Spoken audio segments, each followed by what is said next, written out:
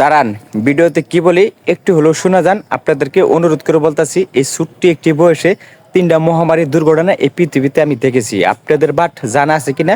আমার একটু হলেও জানা আছে। 2000 সালে যখন কিয়ামতের আলামত এই পৃথিবীতে এসেছিল, সেই কিয়ামত পেয়ে মানুষ কিন্তু অনেক ছুটাছুটি করছে, ভালো আস্তায় ওয়ালা রাস্তায় কিন্তু সবাই চলে গেছিল, কিন্তু আল্লাহ তালা কিন্তু সেই কিয়ামত কিন্তু পৃথিবী থেকে আবার উড়াই নিয়েছেন। বাট 2020 সালে আবার মহামারী করোনা ভাইরাস দিয়ে বুঝাই দিয়েছে যে পৃথিবীতে আপন মানুষ কিভাবে পর হয়। বাপ ছেলেকে ভুলে গেছে, স্ত্রী স্বামীকে ভুলে গেছে, ছেলে মাকে ভুলে গেছে, মা বাবাকে ভুলে গেছে। এই ধরনের আলামত দিয়ে মানুষকে জানান দিয়েছেন যে আল্লাহ পাক এই পৃথিবীতে ইচ্ছা করলে ধ্বংস করতে পারেন, কিন্তু আল্লাহ পাকের বিশেষ রহমতে এই পৃথিবীতে এখনো অনেক ভালো মানুষ আছে দেখেই তাদের উসিলায় আল্লাহ পাক আমাদেরকে এই পৃথিবীতে অনেক সুখে শান্তিতে রাখছেন।